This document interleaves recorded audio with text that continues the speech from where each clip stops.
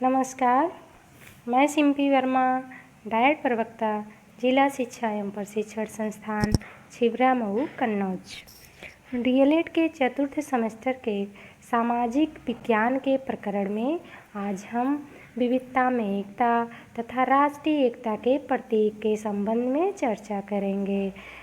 अध्ययन करने के पहले प्रशिक्षु के लिए यह जान लेना अति आवश्यक होगा कि प्रशिक्षु को अध्ययन के उपरांत कौन कौन से अधिगम प्रशिक्षण के क्या उद्देश्य होंगे। पहला पॉइंट है, प्रशिक्षु विविधता के अर्थ को समझ सकेंगे। सेकेंड पॉइंट, प्रशिक्षु भारतीय राष्ट्रीय प्रतीकों से परिचित हो सकेंगे। नेक्स्ट, प्रशिक्षु भारत में राष्ट्रीय एकता की आवश्यकता क्यों है बता सकेंगे। अगला पॉइंट है, प्रशिक्षु भौगोलिक विविधता में एकता को स्पष्ट कर सकेंगे। आइए हम लोग चर्चा करते हैं विविधता में एकता, यूनिटी इन डाइवर्सिटी। हर कोई अपनी भौगोलिक एवं ऐतिहासिक स्थिति के कारण एक दूसरे से अलग एवं अद्वितीय है।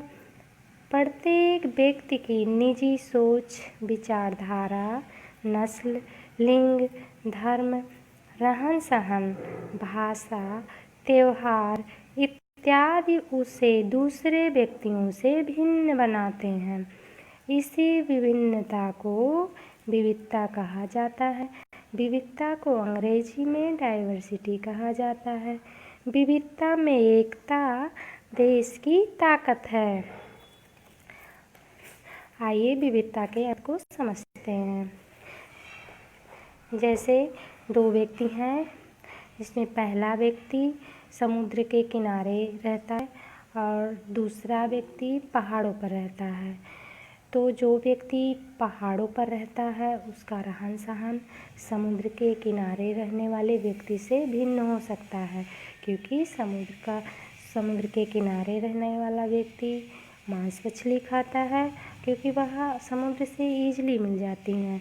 जबकि पहाड़ों पर रहने वाला व्यक्ति वहाँ मिलने वाले फल फूल या कंदमूल पर आश्रित होता है और यहाँ पर जो उसका व्यापार है वो जड़ी बूटियाँ फल फूल बेचकर अपना जीवन यापन करता है। और जबकि समुद्र के किनारे रहने वाला व्यक्ति वहाँ पर मिलने वाली मछलियाँ इन सबको बेचकर अपना जीवन यापन करता है। इस प्रकार जो हमारी भौगोलिक स्थिति है वह हमारे संस्कृति में, हमारे व्यापार, भाषा में परिवर्तन लाता है, वही विविधता कहलाता है। अनेकता में विविधता की जो परिभाषा है, अनेकता में एकता है। विविधता में एकता ही देश की ताकत है। हमारे देश में बहुत विविधताएं देखने को मिलती हैं।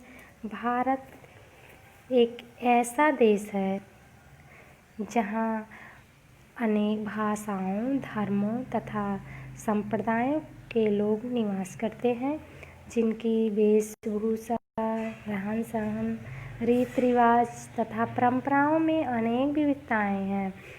इन विविधताओं के होते हुए भी भारत के लोगों में पारस्परिक प्रेम, त्याग एवं भाईचारा दिखाई पड़ता है। संपूर्ण भारत एक संगठित इकाई एवं राष्ट्र है।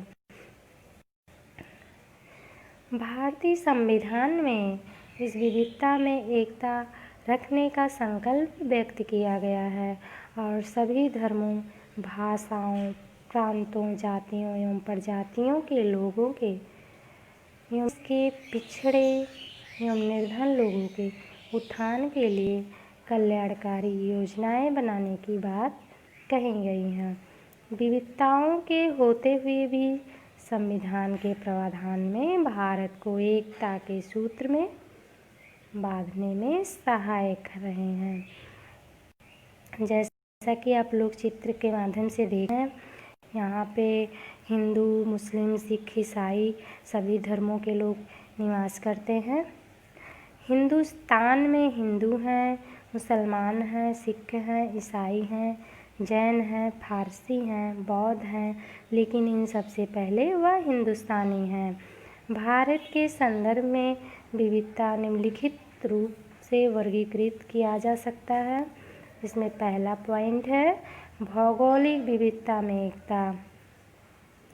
भौगोलिक बनावट के आधार पर हम देखते हैं कि भारत में कहीं हिमालय जैसे पहाड़ हैं तो कहीं थार के मरुस्थल जैसे रेगिस्तान, दक्षिण में पठार, पूर्व में पहाड़ी भाग, तो मध्य क्षेत्र में औद्योगिक तथा कृषि प्रदेश हैं।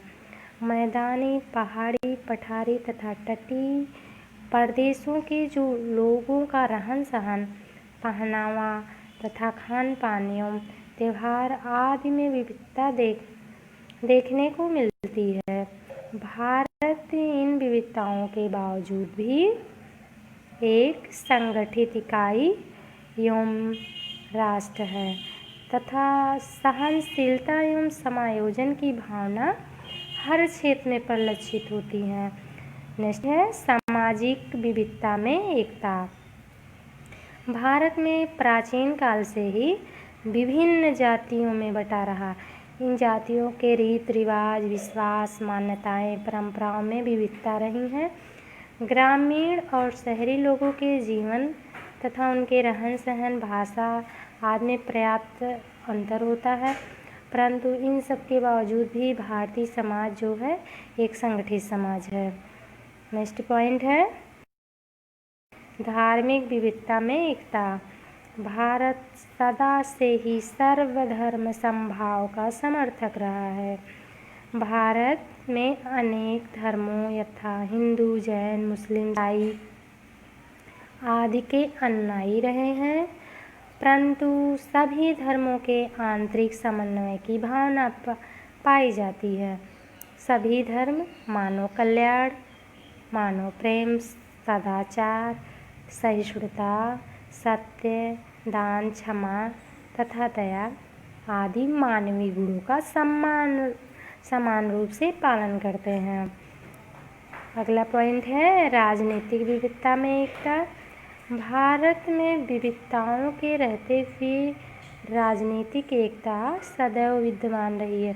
जैसे प्राचीन काल के सभी शासकों जैसे चंद्रगुप्त मौर्य, समुद्रगुप्त, अलाउद्दीन खिलजी तथा अकबर आदि ने भारत को एकता के सूत्र में बांधे रखा है।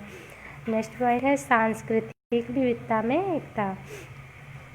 भारत में विभिन्न क्षेत्रों में निवास करने वाले लोगों में जैसे विवाह, रीति रिवाज, पहनावा, जैसे आप पंजाब को ले लीजिए और उत्तर प्रदेश को ले लीजिए, इनके रीति रिवाज, पहनावा, भाषा सब कुछ एकदम अलग हैं।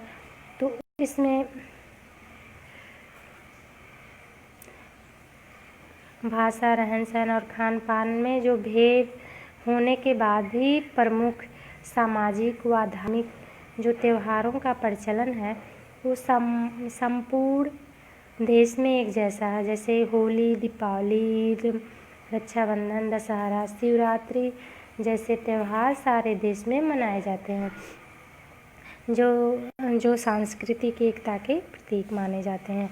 साथ ही जिससे उदाहरण के तौर पे लेंगे, एक ही साथ विभिन्न संगठनों में कार्य करने वाले जो भिन्न सांस्कृतिक पृष्ठभूमि वाले लोगों में उदारता तथा सामाजिक एवं सांस्कृतिक आदान प्रदान बढ़ा के बावजूद सामाजिक एवं सांस्कृतिक एकता भी प्रदान की है। विभिन्न प्रदेशों एवं भाषाई राज्यों के बीच सांस्कृतिक कार्यक्रमों, उत्सवों, फिल्मों आदि के द्वारा भी सांस्कृतिक एकता प्रदर्शित होती है। जैसे इन सब के अंतःस्थल में एक मूलभूत एवं सांस्कृतिक एकता है, जैसे जिसने उत्तर से लेकर कन्याकुमारी तक संपूर्ण सामाजिक जीवन को एक सूत्र में बांधे रखा है। भारत सदा से सर्वधर्म समभाव का पक्षधर रहा है। अनेक धर्मों के लोगों के रहते हुए सामाजिक समरसता की भावना विद्यमान है। राष्ट्रीय एकता का अर्थ। राष्ट्रीय एकता का अर्थ है देश के विभिन्न राज्यों के व्यक्तियों की जो आर्थिक, सामाजिक, सांस्कृतिक तथा भाषा विषयक विभिन्नताओं को वांछनीय सीमा के अंतर्गत रखना तथा उनमें भारत की एकता का समावेश करना ही राष्ट्रीय एकता है। राष्ट्रीय एकता की आवश्यकता पर विचार। पंडित जवाहरलाल नेहरू ने कहा है कि हमें संकीर्ण एवं संकुचित विचारधारा वाला, प्रांतवादिता, संप्रदायवादिता एवं जाति पाति के भावना से ओतप्रोत नहीं होना चाहिए, क्योंकि अभी हमें बहुत कुछ प्राप्त करना है। हम सभी जो भारतीय गणतंत्र के नागरिक हैं, उन्हें भारतीय नागरिकों के मध्य एकता स्थापित करनी होगी। इस देश को शक्तिशाली बनाना है। शक्तिशाली का सामान्य अर्थ में नहीं, वरन विचारों में, क्रिया में, संस्कृति में एवं मानवता की शांति हेतु उन्हें शक्तिशाली बनाना है। राष्ट्रीय एकता के प्रमुख प्रतीक। पहला पॉइंट है राष्ट्रीय ध्वज। हमारा राष्ट्रीय ध्वज तिरंगा है, जैसा कि आप लोग चित्र के माध्यम से देख रहे हैं। राष्ट्रीय ध्वज किसी भी राष्ट्र की एकता तथा उसके सम्मान का प्रमुख प्रतीक होता है। प्रत्येक राष्ट्र के ध्वज की अपनी एक विशेषता परिभाषित होती है। भारत के राष्ट्रीय ध्वज में दिए गए तीनों रंग तथा चक्र यह समझाते हैं कि व्यक्ति धैर्यशाली, स्वावलंबी, सभी धर्मों में समभाव प्रकट करने वाला होना चाहिए। भारतीय ध्वज तिरंगा में 3 रंग हैं। सबसे ऊपर केसरिया है।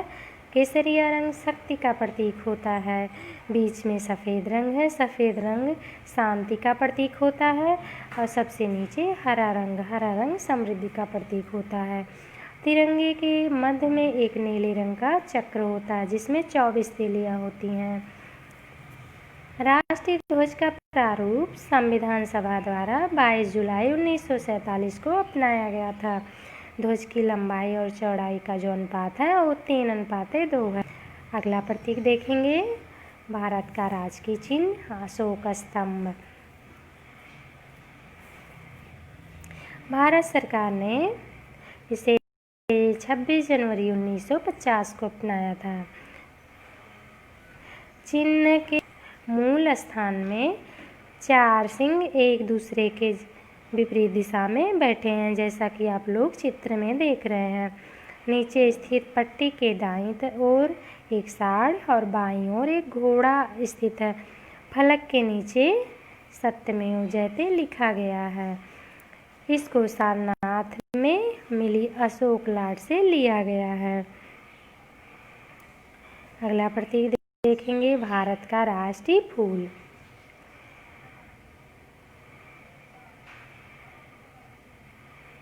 भारत का राष्ट्रीय पुष्प। राष्ट्रीय प्रतीकों की सूची में पुष्प को भी सम्मिलित किया गया। जैसा चित्र में आप लोग देख रहे हैं, राष्ट्रीय पुष्प उसे ही घोषित किया जाता है जो देश की भूपरिधि में सर्वत्र पाया जाता है, अर्थात सब जगह पाया जाता है। भारत का राष्ट्रीय पुष्प कमल को बनाया गया है। अब अगला प्रतीक देखेंगे, राष्ट्रीय पशु। राष्ट्रीय पशु भी राष्ट्रीय एकता का प्रतीक होता है। प्रत्येक देश का अपना एक अलग राष्ट्रीय पशु होता है। भारत का जो राष्ट्रीय पशु है वो बाघ है, जैसा कि आप लोग चित्र में देख रहे हैं। भारत का अगला प्रतीक है राष्ट्रीय नदी। भारत की जो राष्ट्रीय नदी है वो गंगा नदी। भारत का राष्ट्रीय पक्षी भी राष्ट्रीय एकता का प्रतीक माना जाता है। भारत का राष्ट्रीय पक्षी मोर को बनाया गया है, जो संपूर्ण भारत में पाए जाते हैं। आप लोग चित्र में देख। भारत का राष्ट्रीय फल है। इस प्रकार बच्चों आज हमने तथा राष्ट्रीय एकता के प्रतीक के संबंध में चर्चा पर चर्चा किए। धन्यवाद।